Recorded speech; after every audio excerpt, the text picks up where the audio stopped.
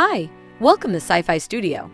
Today I will be showing you a 1968 American science fiction film titled Planet of the Apes.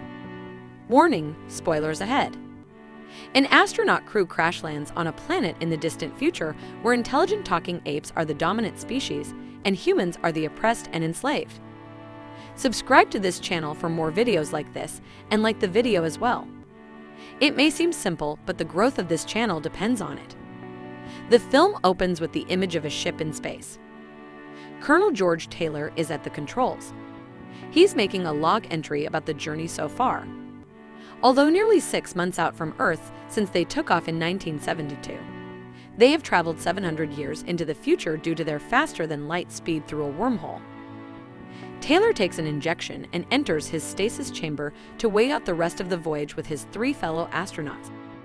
As he sleeps, the ship continues on before encountering a planet and crashes into a lake. The ship awakens the crew, who immediately realize their situation. One of the 4, a young woman, has died in stasis. Suddenly, one of the bulkheads collapses and the ship begins to sink. The remaining 3 crewmen scramble to escape after being unsuccessful in sending a message to Earth. As Taylor leaves the ship, he sees the ship's clock showing the year as 3978. They have been in space for over 2,000 years, yet by traveling through a hyperspace wormhole, they have aged only about 20 months, with long beards to prove it. The 3 men, Taylor, Landon, Dodge take to a raft and begin paddling to shore. Taylor surmises that they are some 320 light-years from Earth on a planet orbiting a star in the Orion system. Landon calls him out on this information, claiming Taylor didn't have enough time to read the tapes before their ship sank. Coming ashore, they take stock of their situation. They have food and water for 3 days and a handgun. Taylor tells the others about the clock and proof it offers about the theory of relativity. Landon stops to plant an American flag before moving off. They begin their journey in the rocky desert. Slowly the country changes and stray vegetation is seen. Passing an outcrop, they see wooden crosses planted in the ground resembling a borderline fence. Evidence something intelligent lies on the planet. Passing the crosses, they see trees and can hear a waterfall. Realizing they may survive, they take all their clothes off and go for a swim in the lake. Further along on a muddy bank, they find footprints, which seem human. As they investigate, someone steals their clothes. The crew give chase, catching fleeting glimpses of humanoids through the thick vegetation. Working their way to a clearing, they find a tribe of native men and women harvesting food from a tree. The humanoids freeze as a bizarre noise echoes over the area. The sound sends the tribe into a stampede. The crew becomes swept up in the human tide and become part of the rout.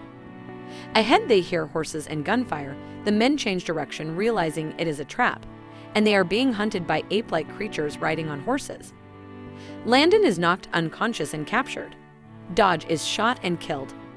The apes continue to herd the rest of the tribe into various traps, and Taylor is shot in the neck. As quickly as it began, the hunt ends. Dozens of humans have been captured, even more killed and collected as trophies. At a clinic, ape surgeons remove the bullet from Taylor's neck and continue to treat him. Dr. Zira, a chimpanzee scientist, wants Taylor kept alive so that experiments on his brain can be conducted. Taylor wakes later to find himself in a cage. Zira visits to see how the captured humans are going. She has given him the nickname Bright Eyes. Taylor tries to communicate but can't speak because of his throat injury. Dr. Zayas, the orangutan minister for science, arrives at the lab to investigate the latest captured humans. Zira points out Bright Eyes to Zayas. Again, Taylor fails to communicate. Zira is convinced of his intelligence, but Zayas is not and cautions Zira about her behavioral studies. Taylor discovers that the apes, who can talk, are in control and are divided into a strict caste system. The gorillas as police, military, hunters, and workers.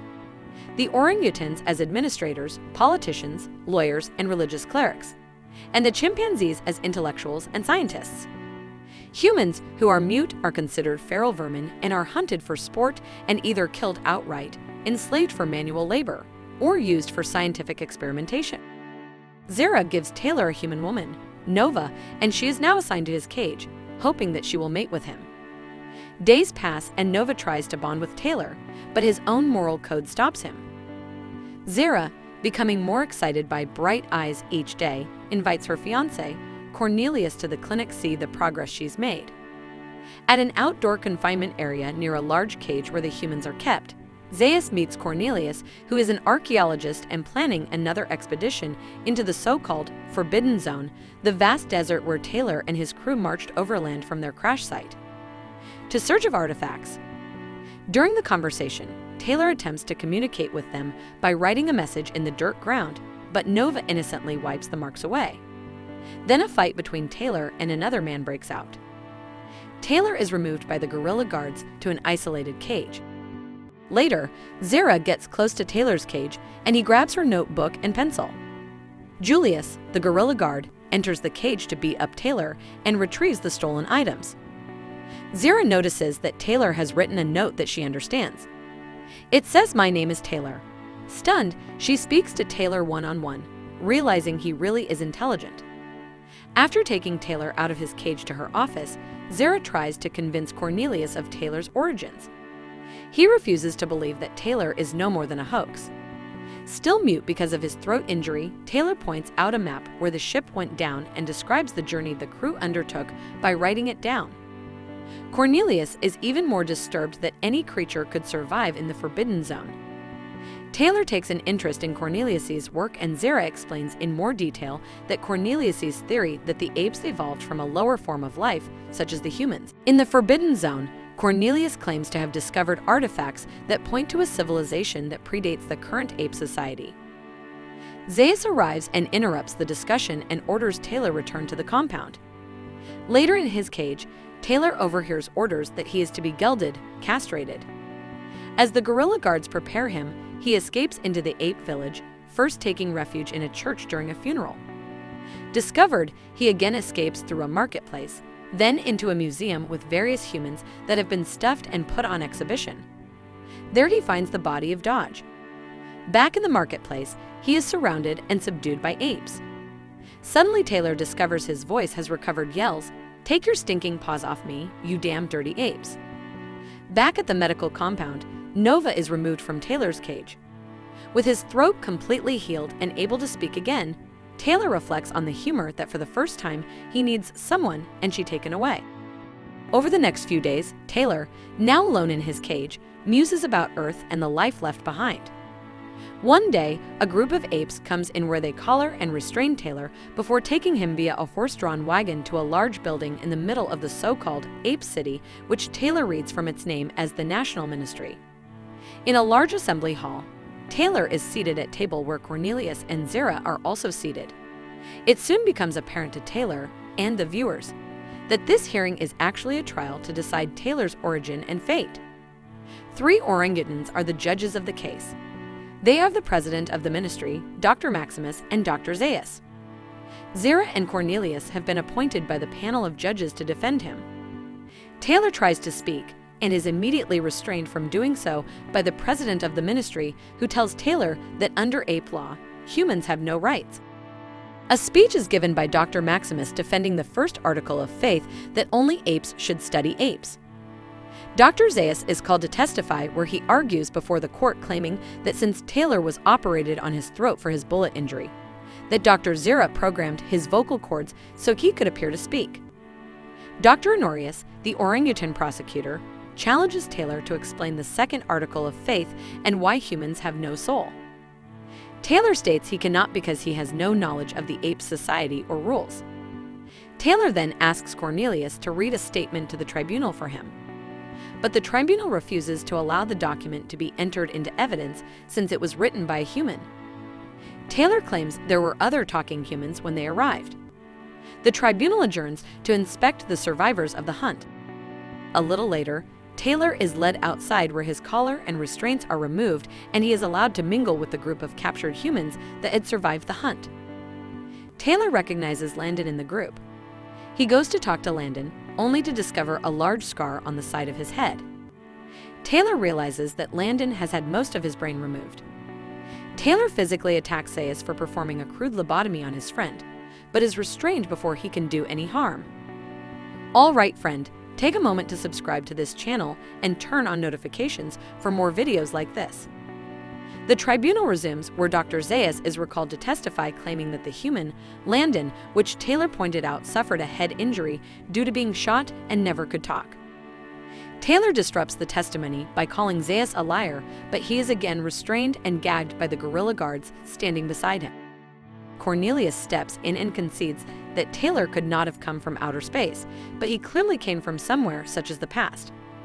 Cornelius goes on to tell how accurately Taylor described the Forbidden Zone to them, and Cornelius's own research shows a civilization predating the apes lived out there as well. The biased orangutan tribunal rejects the theory encounters by charging both Zara and Cornelius with contempt of court and heresy. The court adjourns to consider their fate as well as the fate of Taylor. Afterwards, Dr. Zaius takes Taylor to his private chambers and explains what Taylor's fate will be unless he cooperates. He challenges Taylor to admit where he really came from, but Taylor stands firm, claiming to have come from a distant planet where humans are the dominant species. Zaius then admits that he knew Landon could talk and intentionally had a lobotomy performed on him to prevent him from talking and keeping the knowledge of intelligent humans suppressed from the ape public. Zaius tells Taylor that he believes that Taylor and his tribe originated from the other side of the Forbidden Zone and worries what they might do in the future. Zaius again tries to make Taylor admit that he comes from a tribe of intelligent humans, but Taylor continues to maintain that he comes from a distant planet in the past. Realizing that Taylor won't budge, Zaius orders the guerrilla guards to send Taylor back to the clinical compound. Later, a chimpanzee attendant, who is Zara's socially rebellious nephew Lucius, arrives at the compound to explain to the guerrilla guard, Julius, that Taylor is being transferred to the zoo. Julius becomes suspicious, and Lucius, with the help of Taylor, subdues him and escapes. Taylor insists on Nova coming on the escape. Taylor and Lucius meet up with Sarah, who disguises Taylor and takes them across country in a horse-drawn wagon. Later, Cornelius meets up with them bearing fresh horses and supplies. To escape, Cornelius is going to lead the party back into the Forbidden Zone desert to where he found the artifacts a year before. He tells Taylor that only his discovery of the artifacts will prove Zara and him innocent of the heresy charges. They travel across the desert and reach the dig site at a cave overlooking a beach facing a vast ocean. Taylor examines the artifacts that Cornelius has discovered. As they do so, Zaius and a group of guerrilla soldiers arrive and a brief firefight develops before a truce is called by Zaius, under threat of being shot by Taylor. He then tries to negotiate with Cornelius for him to retract his findings and says Cornelius will get off lightly. Ultimately, Taylor negotiates with Zaius that if Cornelius can prove his theory, Zaius will let him off his charges. Zaius agrees and they enter the cave. Cornelius shows the diggings and explains that the deeper they dig, the more advanced the culture seems to be. Zaius brushes off Cornelius's argument as primitive and undeveloped. Finally, Cornelius shows Zaius a human doll. Zaius does not understand the significance of the doll and dismisses it. Taylor looks over the other items and identifies what they were. Again, Zaius refuses to believe the evidence. Finally, Nova presses a button on the doll and it speaks. Taylor challenges him as to why apes would make a human doll that talks. Outside the cave, the firefight erupts again. Lucius is overpowered and captured, but Taylor manages to kill and slash or wound a number of the guerrilla soldiers before faking an injury to draw Zaius out of the cave. Zaius is trapped, and he is forced again to order his soldiers to retreat. Taylor tells the guerrillas he wants food, a horse, and ammunition, and he will let Zaius go free. Taylor challenges the captive Zaius that he knew about the older civilization of humans and covered it up. Zaius admits he did know about it from the ancient writings. Zaius has Cornelius read aloud one of the scrolls that he keeps with him at all times. The sacred scroll written by apes many years earlier is as Cornelius reads, "Beware the beast man, for he is the devil's pawn. Alone among God's primates, he kills for sport or lust or greed. Yea, he will murder his brother to possess his brother's land. Let him not breed in great numbers, for he will make a desert of his home and yours. Shun him, for he is the harbinger of death." According to Zaius, the writings of the scrolls give a dire warning about man and the danger he presents. Zaius argues that nothing Taylor has done proves the writings wrong. Zaius then admits that he always knew that an intelligent human like Taylor would show up sooner or later. When Lucius is released and arrives with the horse and supplies, Taylor says his goodbyes to Cornelius and Zira. When Taylor asks Zaius why he hates humans so much that he believes that all humans must be killed to a point of extinction, Zaius replies that he doesn't really hate humans, but he fears humans, not for what they are, but for what they were. Zaius claims that man's high intelligence mixed with his need to war, to destroy. Zaius explains that the Forbidden Zone was once a paradise, but it was destroyed by man many hundreds of years ago. Taylor continues to argue with Zaius that he is going deeper into the Forbidden Zone to try and understand what happened, to find out how or what brought the previous culture to an end, and rides on his horse off along the shore with Nova. After Taylor rides off, the guerrilla soldiers appear and release Zaius, but he tells them not to chase after Taylor.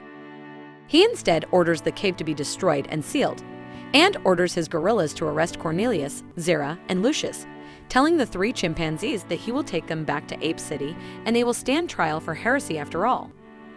Zaius states that he and the ruling ministry will continue to cover up the true origins of humanity.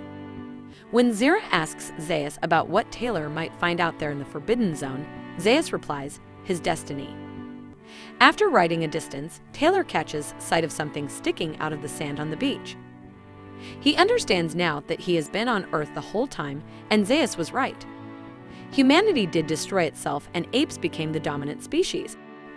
The camera pans out to show the Statue of Liberty half buried in sand, and in a highly corroded state.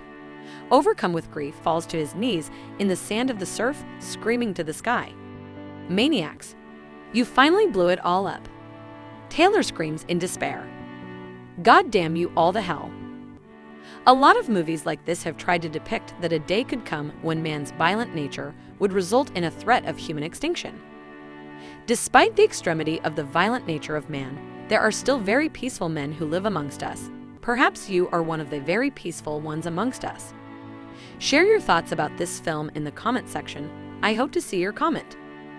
Finally, don't forget to subscribe to this channel and to turn on notifications for more videos like this. Thanks for watching.